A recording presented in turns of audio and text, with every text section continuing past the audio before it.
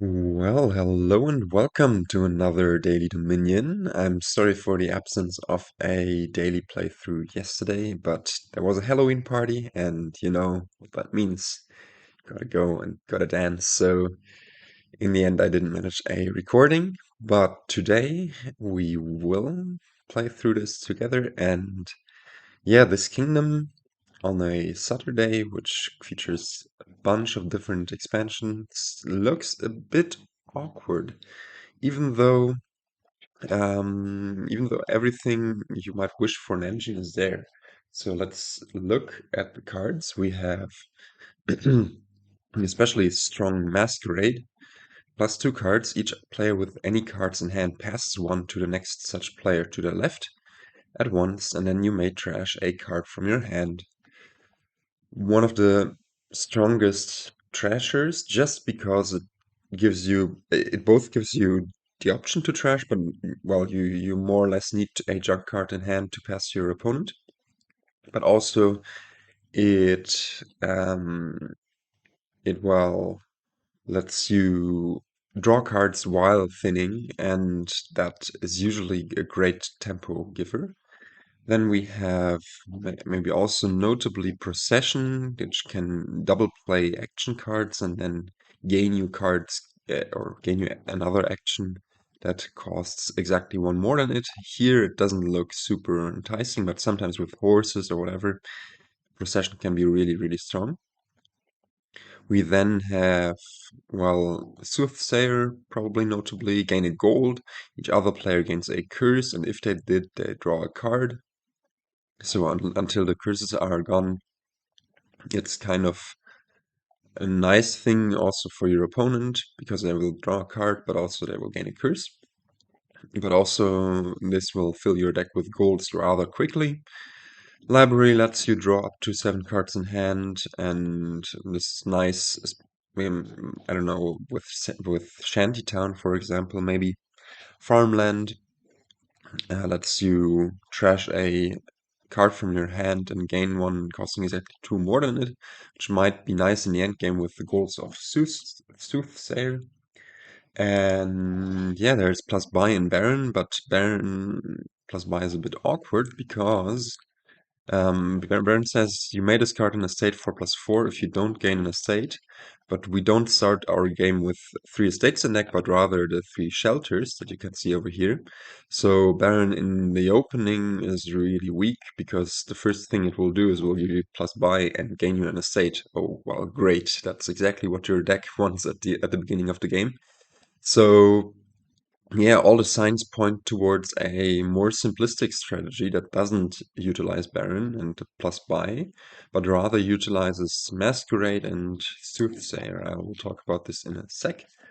We also have 2 events from one from think no, they are both from Rising Sun. No, actually, Bury is a Plunder event. You can see it here, and Practice is a Rising Sun event. But yeah, Bury will give you your buyback, and then you can put any card from your discard pile at the bottom or onto the bottom of your deck. And then finally, Practice lets you double play an action card from your hand, but notably also does not give you a buyback.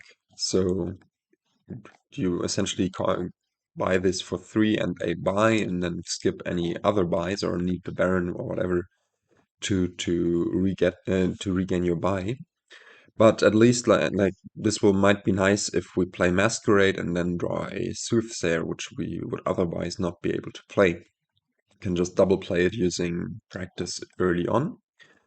And yeah, I thought about this kingdom, I don't know, 5 to 10 minutes before playing this, also to prepare the opening hints, to think about the strategy. And there is a funny thing here that, like, I never really noticed, but here also it doesn't quite work. But Bury then gives you a buyback and lets you put any card at the bottom of your deck from your discard pile. So in principle, I never noticed this, but if you manage to get 10 golds into your deck, there is usually well, usually in absence of any attacks or whatever, there is a golden deck that just has those 10 golds in deck. You have 5 in your hand, then you bury 5 and buy a province, and the next turn you do the same thing. Here, this doesn't quite work because you will need to try to have a junk card still in deck for Masquerade to pass, because your opponent could play Masquerade. And also, Soothsayer might trigger a shuffle by drawing you a card. So, both of these things prevent that fun strategy from happening. And of course, also, it's rather weak, right? One province a turn guaranteed after having stashed 10 golds into your deck is not the greatest. I mean, also it would work with just 8 golds and 2 silvers, I guess, because you just need to hit 13 to bury 5 times and then province. But yeah, the strategy we're going to go for is probably just Masquerade Money, and Masquerade Money is spiced up with a Soothsayer to gain us a bunch of golds, and practice helps with that, alleviating the terminal tension. And yeah, I don't know. The kingdom plot does look like you could build an engine here. Like, I don't know. Usually I trust the kingdom plot to be rather accurate, at least in assessing whether an engine is possible or not. But here, everything is just so awkward. The village is Shanty Town. The main draw would be in a mixture of library and Masquerade, but Masquerade and Shantytown is known that draw. Then also the plus buy is Baron with those shelters in deck in the beginning of the game. And yeah, it all really doesn't work that well. Of course, also Procession might be a village, but it also gets rid of the action card you play. So a bit awkward to build a proper engine, so we're going for a more simple strategy. And here are the opening hints. I think the best opening is honestly the 3/4, because you can open Masquerade, and even double Masquerade is fine here with practice around to just get thin super fast. But also Masquerade Silver is fine. We have the 4/3, and I think we're going for Masquerade and then just bury the Masquerade on turn 2 and skip the turn. Notable, also I didn't mention this, but the poorhouse in principle, like with practice, you could have a poorhouse in hand, and then after playing all of your treasures, you buy practice, and you will have you buy practice for 3, and then you will get back 8 money with the poorhouse. Problem about this is that you need plus buy to make that work. And thus, yeah, there is a strong 2-card combo in Practice Sook, which does a similar thing where you just practice all of the Sooks, but the Sook has the advantage of giving you the plus buyback. I'm getting distracted, I'm sorry. But yeah, on the 5/2 or 2/5, I think it's fine to open Soothsayer, but also it's fine to open Masquerade. The 2/5 is by far the worst, as you cannot guarantee like your opening buy to be in your turn 3 hand.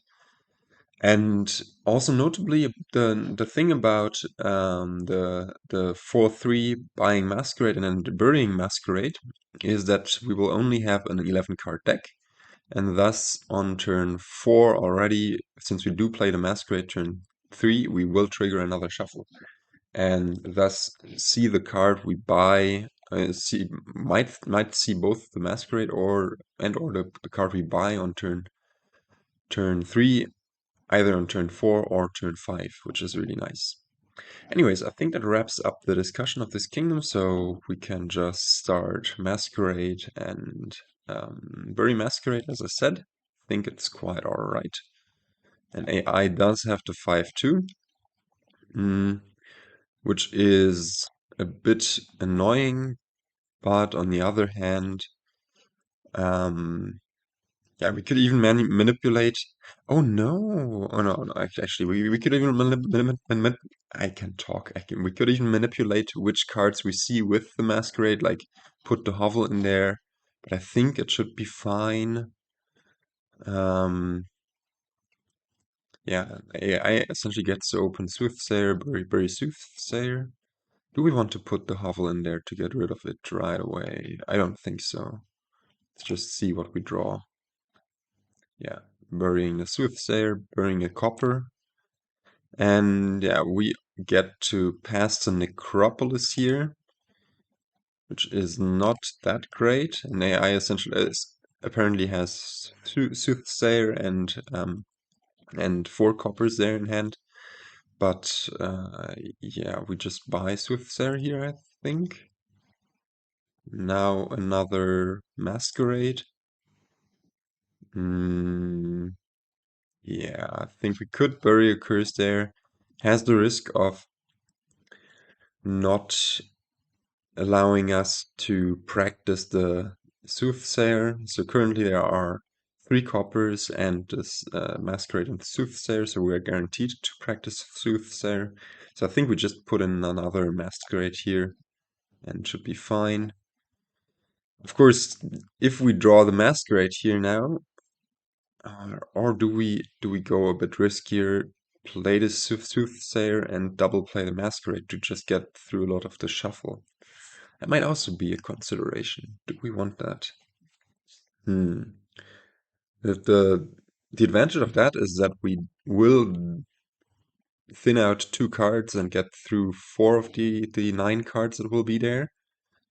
The disadvantage is that we might only draw. I mean, the worst draw would be Gold and Masquerade on the first Masquerade play. So maybe that tells me to just play the Masquerade, and then in there we have another Masquerade that hopefully we don't draw that.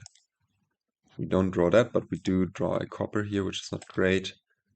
We do get to do this, though. Get to pass a curse. Getting past an overgrown estate isn't the worst. And seeing that hand is also not the worst. And we hit 6. We could do is we could buy farmland to trash overgrown estate into, I don't know, silver, trash the hovel, and then, yeah, I mean, it could also just be another gold, but we do have 2 golds in hand already. So I think actually that might be the play. And yeah, that auto-trashed it, so I couldn't even think about it anymore, but yeah. And now here, well, I think we just, well, we can't double practice Masquerade, so we just practiced we play 1 Masquerade and practice Soothsayer again. And slowly are getting thinner and getting more and more golds into our deck. And this, if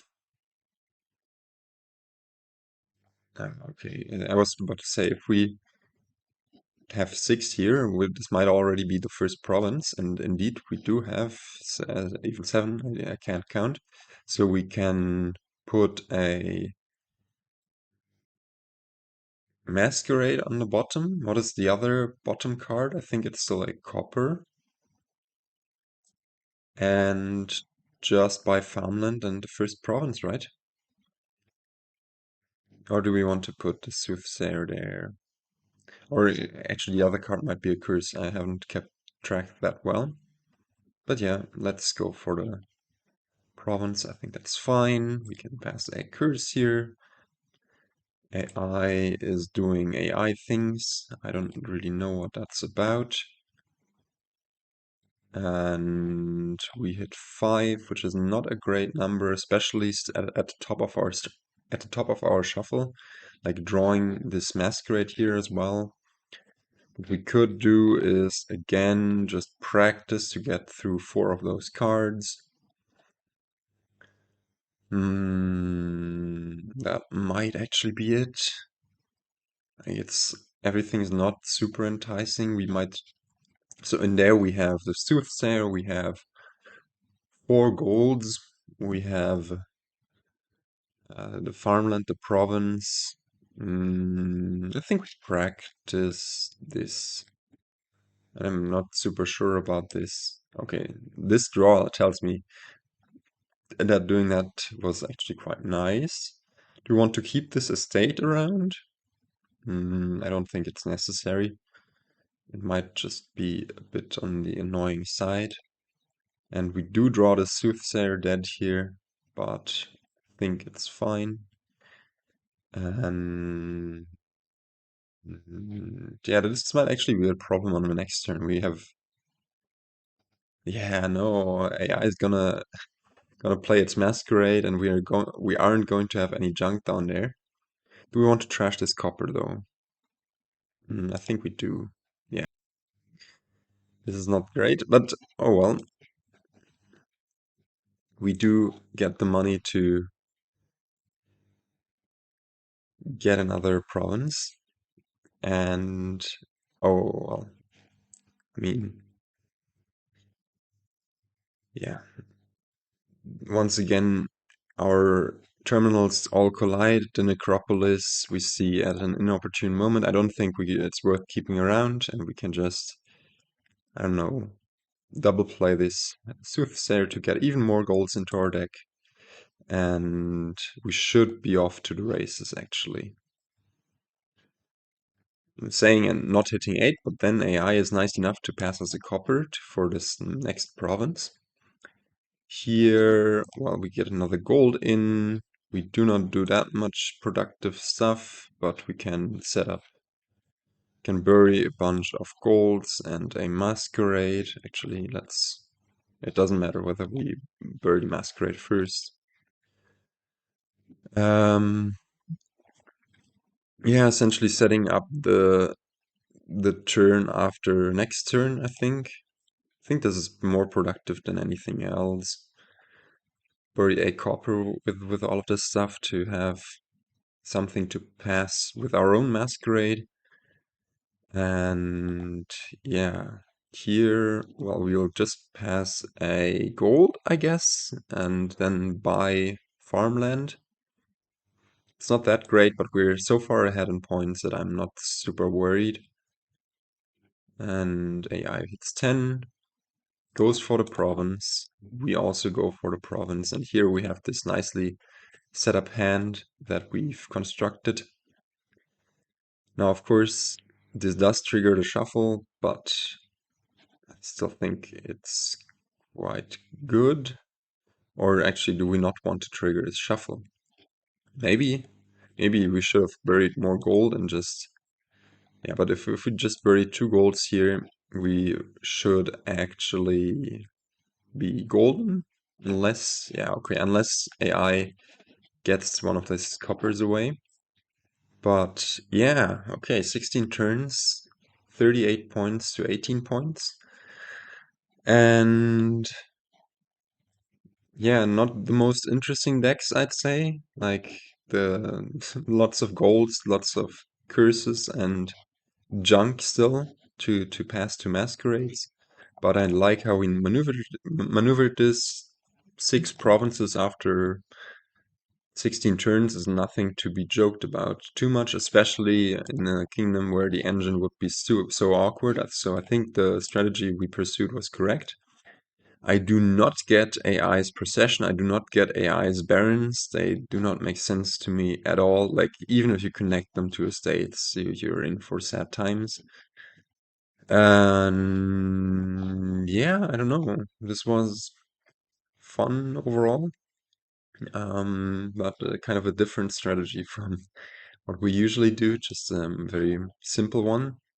And in the end, we did have fewer goals than I hoped we would have, but with Bury around, you can sometimes do some nice setups, yeah. Anyways, I think this wraps up today's video, and I will try to catch you in the next one. And until then, goodbye.